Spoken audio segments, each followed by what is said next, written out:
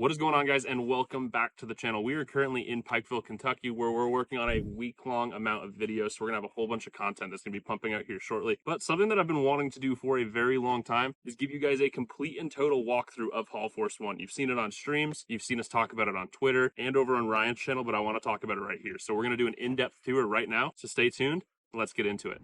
First off, this is exactly the setup you guys are going to see when we're doing a live field report. So those may vary anytime we're inside of a hurricane, leading up to a tornado or a hurricane, or even maybe post-tornado hurricane where we're looking at debris and we're just talking about what's going on. So this is going to give us the ability to do full-on interviews with people. We have a Canon XA70, which is a phenomenal 4K camcorder that allows us to send wireless videos straight back to Haul Force 1. With that, we can do instantaneous updates pretty much anywhere in the field. And obviously, you guys know, sometimes it gets dark out. We've got to have lights. So we have these LED panel lights that we can set up within 30 seconds. They're battery operated, so we can switch them on anywhere, whether we have power or not. The biggest thing you guys know for storm chasers is a good microphone.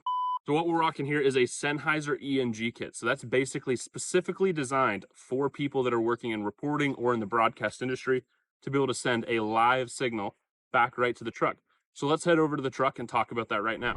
All right, so starting up on top of the truck, obviously this is where all of the main equipment lies. So right here next to me, we have a Rugged Cams PTZ. So this is that camera that allows us to see all of those moving around shots, the shots straight up in the air that we see live on stream. This is the main camera that I actually use while I'm out chasing, even though we have several other cameras located inside the truck. This thing is a beast. We put this thing through tornadoes, hails, and even a hurricane. An iPhone's great, but it just doesn't top anything like this. Right next to the camera here is a Starlink InMotion dish, which allows us to have full internet connectivity no matter where we are, whether we have cell signal or not. So this thing keeps us connected when our bonding hardware isn't necessarily able to keep it up, even in the most remote areas of the US. Moving on up front, obviously we need people to be well aware that we're moving slow or possibly even stopping during severe weather events, which is why we installed a Phoenix light bar. This is an amber light bar, which allows us to indicate to drivers behind us and in front of us that we may be moving slower or trying to get over to the side of the road to a safe position to be able to view that tornado. Beyond that, we keep a few other instruments up on top of the truck, such as one like this. This is a Tempest weather flow. This is going to give us the full ability to track all of our weather data, including lightning strikes, wind speeds, the amount of rainfall we've had, and many more. So this does pressure data, pretty much everything you could want on top of the truck. We keep an extra one, obviously, inside the truck because there is the possibility inside of a tornado or near a tornado that debris could hit it,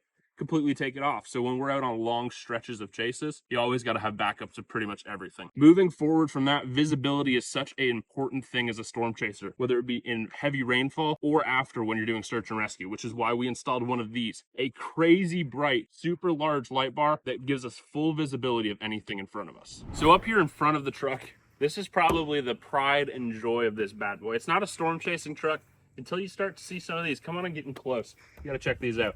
These right here are infamous hail dents.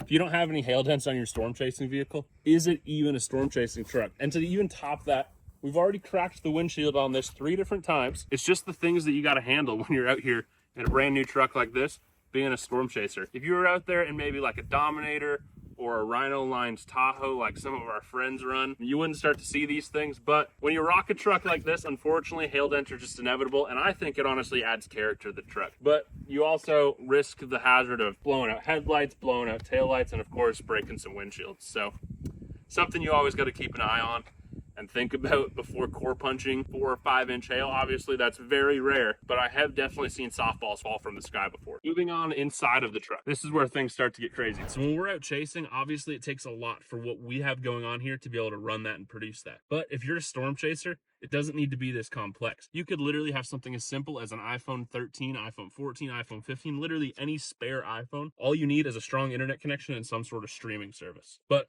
we go way deeper than that in this truck. So obviously you can see all of this gear right here. Starting off on top, this is a Stream Deck XL. So this gives us 30 programmable buttons to be able to run our switchers and our computer, which is in the back. We have a Rugged Cam controller. So this controls that PTZ camera that's up on the roof, which gives us full motion 360 degrees. We can also tilt up to 270 degrees, so we can shoot straight up in the air. We can look backwards, forwards. We can zoom 100x. So basically, there's nothing that camera can miss. Below that, we have a video switcher. This is just a Blackmagic design video switcher. So we've mounted it vertically as opposed to the standard one, just to kind of free up some space for some of our other controls, because we really only use these top 4 buttons. On top of that, we run an iPad. My personal choice for radar is Radar Omega. We work with them a lot, so it's been a really good partnership to run them here in the truck. It also gives us the ability to show our live location while we're out chasing. All around the truck, you'll see little mounts like this. This gives us the ability to mount different kinds of GoPros and smaller cameras that allow us to see kind of different perspectives and angles that we might not be able to get off of the stream. So these cameras are normally used for footage for Ryan, footage for myself,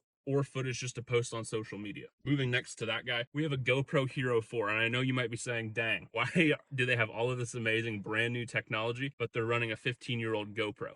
Well, there is an actual reason for that. The GoPro Hero 4 was the last version of the GoPro that they allowed an HDMI output with a power cable still being able to run into it. So the reason we choose to do that is because it's an auto-focusing face camera that allows us to perfectly work with zoom with an HDMI out and a USB power cable going in. So although I do love the new Hero 9s, Hero 10s, I think we're all the way up to about 14 or 15 now, this camera still does exactly what we need, and it's honestly better than some of the new ones. Over here, we have a display. This display allows us to see any kind of camera angles that we may be looking at. So we have 2 cameras here in the front, which is obviously this camera right here, and the one on top. Input number 3 comes from our rear switcher, which just allows us to put our face cameras, our wireless camera, and any other sort of camera we want to run. And then camera 4 is that hero shot, which is mounted to the back window, which we'll touch on a little bit later. Obviously, we were talking earlier a lot about audio quality. Audio is a big deal in the truck, and it's been a big problem on the stream recently. So we decided to fully upgrade our audio system. So now we are running an Audio Technica mic.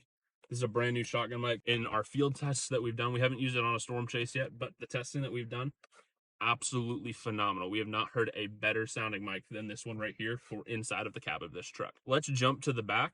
Check out what's back there. This is the entire brains of our operation. It takes a lot to be able to do what we do. Starting here down at the bottom, this is a battery. With newer vehicles, a big issue is that when they have an auto start stop, when the truck stops at a stoplight, everything shuts off. We ran into that on a Hurricane last year in our Suburban, and it was not a fun time. So our fix for that was to install a big battery. This is one of those portable home generators. We can pull it out, we can put it in, we can charge it.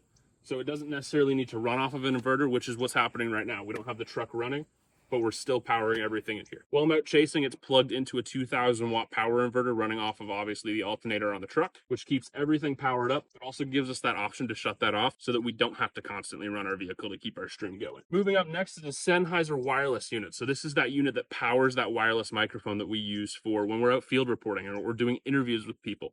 We can literally just pair that up. We turn the 2 of them on, and boom, simultaneously it pairs in and goes straight into our Zoom stream, which is how we talk to Ryan. On the next shelf is pretty much fully our Zoom setup. So we have a 4-camera switcher. This is the identical switcher to what's in the front seat. We also have a Mac Mini. That's kind of the best way we determined we could send a Zoom stream. The switcher obviously controls that front face cam, our wireless camera, which is our ENG camera, and then we have a drone that we can hook into it, or really any other 2 kinds of HDMI cameras that we could possibly need. All right, moving up from that is a wireless in-ear rack. So this is a Phoenix Pro system, which allows us to be able to hear exactly what Ryan's saying. It also gives me the ability to hear myself or someone that I'm interviewing. So we can have up to 4 units on that device, and I can walk around 300 feet from the truck and still be able to hear exactly what Ryan's saying on his stream in real time. Up from that, this is power distribution. That's a big deal when you're working on a system like this that's built inside of a pickup truck. Pickup trucks are obviously not designed to have an entire computer setup built into it.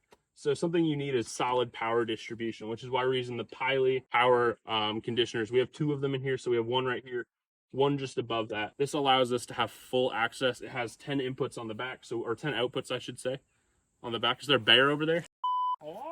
All right, sorry, we are currently in the mountains of Eastern Kentucky, so you never know what could happen. All right, so inside the truck, obviously, like I was saying, we have 2 of those power units. This gives us 20 outputs, plus we have 4 on the battery bank, so we have loads of ability to plug a whole bunch of different things in. On top of that is our monitor. We have 2 of these in the truck, one on either side of the rack. So this one, so I can view it anytime I'm outside of the truck. Maybe I'm doing a field report. Maybe I'm just trying to work on something and need a little more space, don't want to sit in the back seat.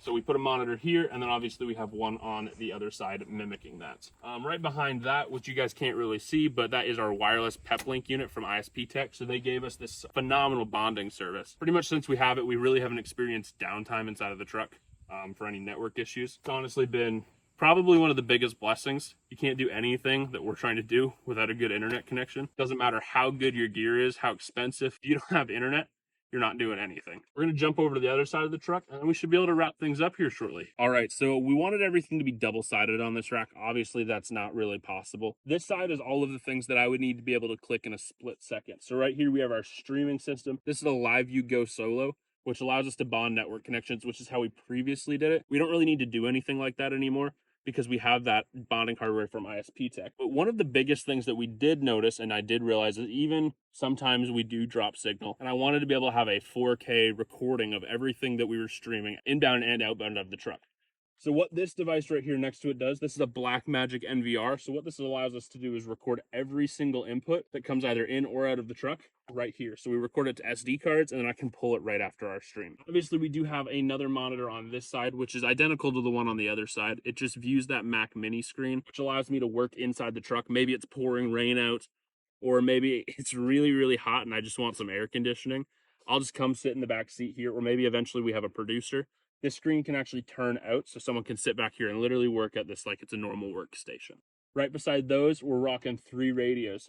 So we have one that's a CB, one that's a 2-way radio, which I use for all sorts of different things, sometimes talking to people, but especially the weather radio feature, that's a big one. In between those two, we have a ham radio. I just listen to frequencies, hence the reason there's no mic plugged into it. I am not a certified ham user. Ryan is. I have never taken those courses, so I just have the radio in here. Finally, right behind these 2 little black metal pieces here, you guys can't actually see it, but is our audio system. So we don't really need to touch it. It's a complete wireless system, but we're using a Behringer XR12, which allows us to have 12 different inputs. We're really only using 5 of them, but it does have room for expansion. That's really everything we've got going on here inside of Haul Force One. We're going to have a whole bunch more videos coming out talking about everything from camera gear, building out the new Suburban, which is going to be almost identical to this. So if you guys are super interested in this content, we have a lot more of it coming. We're also going to start producing some more storm chasing content, some behind the scenes of the Y'all Squad, and even some behind the scenes of the new Tornado probes that we're going to be building here shortly. Our goal for 2025 is obviously to establish a little bit of a science base behind us. We want to start studying more of what tornadoes are doing, while also producing the highest quality stream for you guys possible over on Ryan's channel and my own. So if you guys want to be able to see that, make sure you click subscribe. We also have a super cool video where we tour inside the weather house, which is right next to us here. We're here for the whole week. We have some super cool content that's going to be coming out after this as well. So make sure you guys stay tuned, hit that subscribe button. We really appreciate all you guys. We'll see you guys next time. Till next time, thanks for watching. This has been Storm Chaser Caleb Beecham on the chase.